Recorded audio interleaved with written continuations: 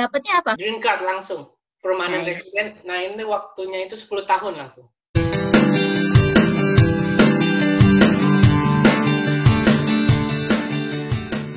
Hai guys, balik lagi sama aku Luciana dari Lucilin. Welcome back to my channel. Kalau kalian baru di channel aku, welcome to my channel. Aku YouTuber Indonesia yang lahirnya di Indonesia, besarnya di Amerika. Jadi aku biasa bikin video-video tentang perspektif-perspektif di Amerika, kehidupan di Amerika, budaya di Amerika. Kalau minggu lalu aku ada guest star-nya, itu Andri Indonesia, ngomongin tentang beberapa cara untuk ke Amerika dari Indonesia. Di video ini aku akan ngomongin sama teman aku ini tentang cara yang lain untuk bisa ke Amerika.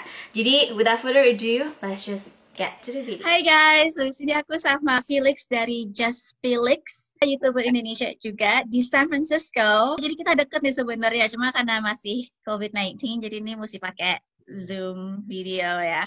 Kalau enggak mah udah langsung ke sono ke San Francisco. Iya, tapi iya benar juga sih. Oke, dan jadi di video ini aku mau nanya Felix tentang DV lottery, sama tentangnya waktu dia sampai ke Amerika tuh gimana cari apartemennya segala macam gitu. Oke, so nama gue Felix. Waktu itu gue pertama kali ke Amerika itu tahun 2017. Gue asalnya di BSD, Tangerang. Gue pindah ke 2017. Jadi gue di Tangerang basically kerja kantoran, 3 tahun di banking, and 2 tahun di real estate. Jadi waktu itu ceritanya lucu nih. Gue kan dulu main game. Main Dota lah mungkin zaman waktu main Dota. Tiba-tiba nyokap, ini ada di Facebook Ads nih, ada cara untuk ke Amrik. Pertama kali gue pikir, lah, lottery is gonna be a scam, right? Pasti itu scam. Tapi gue lihat, kok websitenya meyakinkan ya, karena kan .gov, terus detail banget informasinya. Nggak ada, biasa kan kalau scam, ada yang warna-warni, welcome to America, bayar cuma 500 lu jamin ke Amrik. Ini enggak. Terus gue baca detail, ternyata itu benar ada yang namanya DV program. DV itu singkatan dari Diversity Visa. Program lotre ini free. Jadi sebelum daftar itu programnya free. Oke. Pokoknya kalau kamu nemu website yang bayar dulu, itu udah pasti scam lah intinya. Ntar linknya aku taruh di bawah dari description box. Fungsinya kayak .gov itu biasanya udah government ya. Udah legit. Dan nggak perlu bayar. Jadi kalau misalnya ada yang suruh bayar, itu scam. Ya. Tapi pas kalian sudah dapat menang, kalian harus bayar. Tiap tahun Amerika itu ngeluarin program DV ini, pendaftarannya bulan Oktober. Oke. Dikasih 1 bulan untuk daftar, nanti awal November udah di-close. Pengumumannya tahun depan bulan Mei. Seharusnya udah pengumuman nih. Tahun ini itu diundur 1 bulan Juni. Oh, I see. Oke. Tapi karena COVID-19 aja, tapi kalau basically sih setiap bulan Mei pengumumannya. Terus persyaratannya itu apa itu? Minimal itu kamu harus lulusan SMA. Kayaknya SMK boleh deh. Banyak yang nanya soalnya aku, SMK boleh nggak sih? Kayaknya boleh deh, karena kan juga 12 tahun, kita 12 tahun kan sekolahnya kan dari SD, SMP, SMA kan. Oh gitu. Kalau STM bisa nggak? STM apa? Teknik mesin kayaknya bisa ya. Kayaknya bisa deh. Pokoknya mesti 12 tahun deh ya mau itu Iya. High school intinya sih. Itu kan setara high school kan. Kalau kamu emang nggak ada ijazah SMA, kamu bisa minta pengalaman surat keterangan kerja. Ada ya di Indonesia kan surat keterangan kerja. Minimal harus sudah kerja 2 tahun. Kamu waktu daftar, kamu sama istri kan ya ke Amerikanya ya? Waktu daftar itu kamu dua yang daftar atau dua-duanya yang daftar? Kamu boleh daftar dua-duanya. Jadi kan chance-nya ada 2. I see. Nah, jadi kalau aku yang dapat, istri ikut. Kalau istri yang dapat, aku ikut. Dapatnya apa? Green card langsung. Permanent resident. Nah, ini waktunya itu 10 tahun langsung. Nice. Nah, jadi programnya itu kan sebenarnya aku daftar 2015 kan? Ya. Nah, tapi nama programnya DV program 2017. Ditambah 2 tahun. Oh. Karena kan pengumumannya Mei 2016. Proses-proses kalian harus terbangnya itu 2017. Jadi 2 tahun prosesnya. Jadi kalau untuk tahun ini kan nanti Oktober ya. Berarti nama programnya DV 2022. 2022. Oke. Kan udah kalian cek pengumumannya kan bulan Mei. Nanti dapat kop surat tuh. Nah, sebenarnya kalian belum tentu menang karena tahap pertama itu kalian terpilih 125.000 orang. Oke. Wow. Tapi di seluruh dunia ya. Ya. Nah, nanti kalian dapat case number-nya gitu. Jadi kan kalian diurutin dari 1 sampai 125.000. Mhm. Oke, kalian dapat case number yang awal-awal, aku dapat nomor 2000-an. Hmm. Otomatis makin cepet. Jadi Aha. dia ngurutnya itu dari nomor satu dia. Keterimanya itu cuma 55.000. Jadi kan dari 125 yang dapat 55.000. Kalau udah menang, jadi dokumen apa aja nih yang perlu disiapin? Dokumen yang tadi kan akte lahir, Mm-mm. terus ijazah. Ijazah ini harus ditranslate sama translator yang penerjemah yang bersertifikat khusus dari Amerika.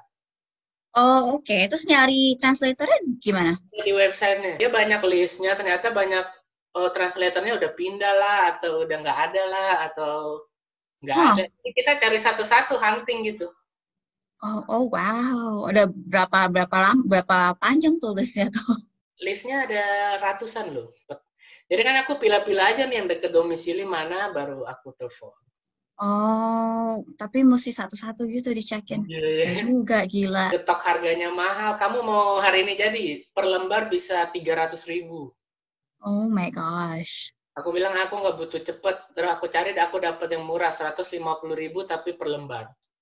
Jadi misalnya Wow. akte lahirnya satu lembar ya 150.000 satu lembar. Ya akte merit, terus ada surat keterangan ini, catatan kepolisian, kelakuan baik. Oh, kayak make sure kita nggak bukan kriminal gitu ya. Oke. Dokumen udah lengkap, bisa. Saya visa, oke. Bisa, jadi pas interview kan biasa interview non imigran aja kalau turis kan kalian harus bayar visa kan. Heeh. Nah, ini namanya visa imigran kita harus bayar. Nah, aku under namanya DV visa sih. Terus isi yang namanya DS260. Jadi nanti kalian dapat instruksinya tuh di itu.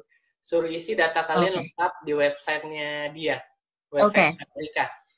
Ya udah, habis itu kita nunggu jadwal interview aja. Kalau aku dulu dokumennya itu kita bawa tuh pas kita interview. Terus Mhm. kita kasih. Mhm. Nah, sekarang enggak. Sekarang kita scan dulu semuanya, baru nanti dapat jadwal interview. Kalau udah dapat jadwal interview, yang kalian lakukan sebelum interview sebenarnya ada namanya medical check up. Kalian bisa medical check up 1 bulan sebelum jadwal interview. I Medical see. check up cuman ada di Premier Bintaro. Cuman ada satu itu doang. Jadi yang di luar daerah, kalian harus terbang ke Jakarta. Jakarta. Medical check up bayar ya, per orang kalau nggak salah 3 sampai 5 juta lah per orang. Wow. Karena full medical check up loh. Tes ronsen, cek darah, Hmm. sama cek kelamin. Dia takut ada virus penyakit kelamin menular. Oh, kayak STD gitu ya. Ya, Oke. terus kita dapat vaksin, disuntik Hmm. vaksin. Mhm. Baru jadwal interview. Kita terbang deh 2017. Jadi kamu sama istri dua-duanya langsung Ya. terbang. Pas sampai sini gimana? Ada kenalan atau ada keluarga gitu di sini yang bisa nunjukin ini Oh, ini. jadi kalian wajib punya satu alamat sebenarnya di Amrik. Kalau kalian Oh. menang DV. Karena untuk pengiriman dokumen kamu, green card sama SS number. Oh, I see. Terus Nah, kamu pakai alamat siapa? lewat Airbnb. Lewat Airbnb, ternyata aku dapat kontak landlordnya. Dia bisa long term, jadi kita Hmm. bukan via Airbnb. Jadi alamatnya alamat Airbnb apartemennya atau alamat landlord yang punya Ini sama, Airbnb? ya kan kamarnya dia juga dia post di Airbnb. Oh, I see. Tapi Oke, karena oke. kalau aku lewat Airbnb, aku nggak akan bisa dapat surat kontrak rumah. Kalau long Hmm. term, nanti pas ketemu baru kita tanda tangan kontrak, baru aku kasih uangnya. Jadi pas sampai di Bandara Amrik, kita boleh satu kali kesempatan ubah alamat pengiriman dokumen. Sampai bandara, nanti kalian harus serahin dokumen yang disegel dari Jakarta. Mm-mm. Nah, jadi pas Oke. kalian udah interview, udah kalian dapet, nanti kalian dikirim balik tuh paspor kalian beserta Mhm. visa temporary. Hmm. Nah, Oke. visa temporary-nya itu ada masa waktu expired-nya. Kalian harus terbang sebelum masa waktu di visa paspornya habis. Kalian dapat dokumen ada di segel. Jangan sekali-sekali kamu buka deh. Jangan sekali-sekali kamu buka deh. Robek sedikit jangan. Sampai bandara, kamu bilang ke petugas bandara, aku ada dokumen imigrasi nih. Nanti Mm-mm. kamu dianterin ke ruangan khusus. Hmm. Oke, Nah, I nanti di see. ruangan khusus baru kamu diaktifin deh, kamu ternyata imigran, pemenang Terus DV. waktu kamu sampai San Francisco-nya, kamu tinggal di Airbnb, landlordnya itu dulu. Tinggal di situ berapa lama, terus nyari kayak apartemen, pindah ke apartemennya, nyarinya gimana? Aku minta izinnya ke Airbnb ini 6 bulan.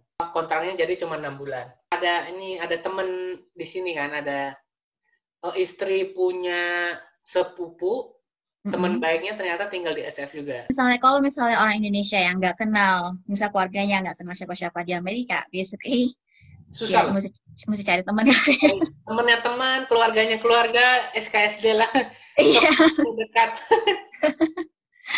Tapi nggak tahu ya, benar nggak sih? Kayaknya orang yang sudah ke barat-baratan, dia kayaknya nggak mau terganggu ya, hal begituan. Mungkin karena kalau orang yang udah lama di sini, budayanya jadi kayak lebih private gitu ya. Kalau di sini juga orang kan kadang kayak takut ngasih alamatnya karena takut misalnya dijual, kayak rada-rada parno gitu kan, biasa kalau orang sini kan takut dijual kemana gitu, nanti stalker gitu kan ya, sepupu istri kamu, jadi dia basically yang kayak kasih guidance gitu ya, Iya.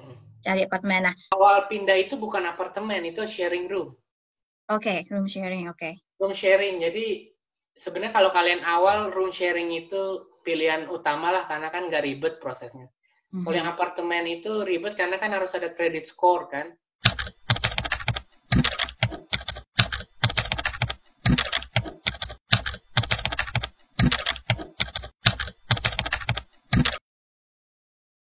Karena waktu kita awal pindah aja kan kita belum ada credit score, jadi apply apartemen udah dipastiin ditolak sih.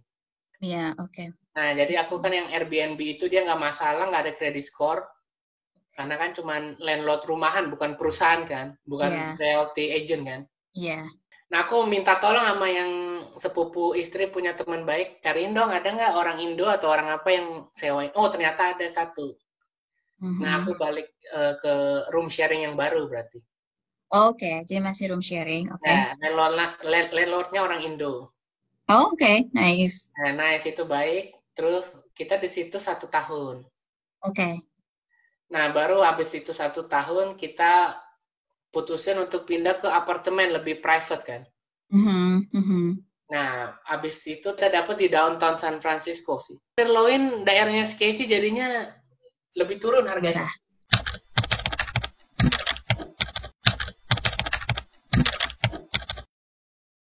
Iya.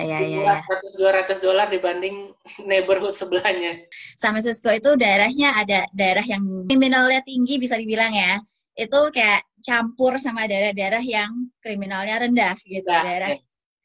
Terus daerah yang murah campur sama daerah yang mahal gitu. Jadi kayak bisa sebelahan gitu. Di sini juga ada namanya low income apartemen. Nah, itu aku apply. Sistemnya juga lotre sama. Oh gitu. Jadi aku apply-nya udah ratusan unit lah, ada banyak. Tiap unit yang ada listnya aku apply aja, kan free juga kan. Nah, baru bulan lalu aku dapet yang ini. Jadi apartemen yang di Tenderloin itu sebenarnya apartemen biasa ya? Biasa, ya. Oke, itu yang sekarang itu baru yang low income apartemen. Low income apartemen. Jadi dapat murah dan besar. Persyaratan gajinya mesti di bawah berapa ya? Qualify untuk daftar untuk low income apartment itu?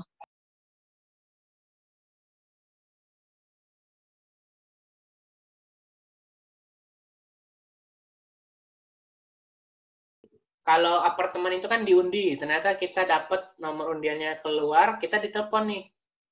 Untuk tanggal segini kita ketemuan ya untuk interview sekaligus serahin dokumen. Dokumennya lumayan banyak sih.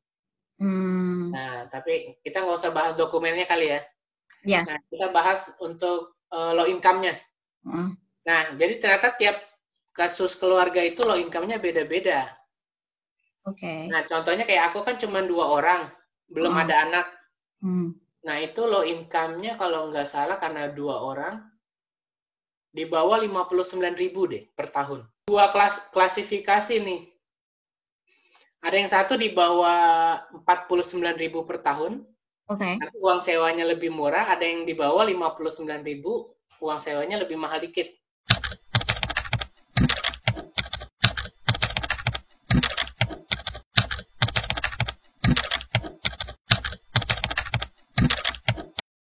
yang di bawah 49.000 mungkin yang single kali, yang belum nikah kali ya? Bisa udah nikah, mungkin istrinya nggak kerja, cuman yang suaminya kerja. Oh gitu. Jadi benar-benar customize ya. Yes, yes. Customize tergantung situasi Tergantung kamu gitu. situasi. Jadi bedanya kayak secara fisik gitu ya, appearance-nya. Bedanya apartemen biasa sama apartemen low income ada bedanya nggak sih? Atau cuma basically persyaratannya aja yang beda? Basically persyaratan sama uang sewa aja sih. Mau sewa, oke. Nah, kalau yang aku sebenarnya ini gedung baru banget, tapi khusus low income semua. Nah, ada teman yang tinggal dapat apartemen low income, tapi di gedung yang umum. Jadi campur sama orang kaya juga gitu. Ada kolam renang, ada gym. Oh wow, oke. Jadi bisa, iya bisa Jadi nyampur kita juga. ngomongin low income itu di SF itu ternyata fasilitasnya banyak ya. Kayak transportasi aja ada yang low income. Oh ya? Jadi busnya itu yang kita pakai bus Muni itu ada yang khusus low income. Busnya tetap sama. Oh I see. Cuma kita bayar per bulannya 50% diskon. Oh I see. Terus kamu dapat apa kayak kartu gitu atau Kartu gimana? gitu. Asuransi kesehatan juga ada low income. Oh gitu. Jadi, Kartunya bikinnya di mana? nah kita harus ke kantornya. Kantor Kantor organisasinya. ininya. Iya. Oh, I see. Jadi kalau transportasi kantor ininya, Yes. kantor muninya gitu. Kalau Oke. asuransi ada kantornya lagi. Nah, nanti Oh. kamu bukti nih income kamu nih segini. Oh, dia lihat nih. Oh, ini low income dicap. Baru Oh, bikin kartunya. oh gitu. Oke guys, jadi itu informasi-informasi yang sangat useful dari Just Felix. Kalian kalau misalnya mau tahu tentang DV Lottery lebih detailnya atau ada pertanyaan, kalian bisa langsung aja ke YouTube channelnya Just Felix and Asa, nanti aku tulis di Oke. bawah sama Instagramnya juga, kalian bisa support YouTube channelnya dia. Thank you guys for watching. Jangan lupa di share, di komen, dan di like. I'll see you guys in the next video. Bye guys.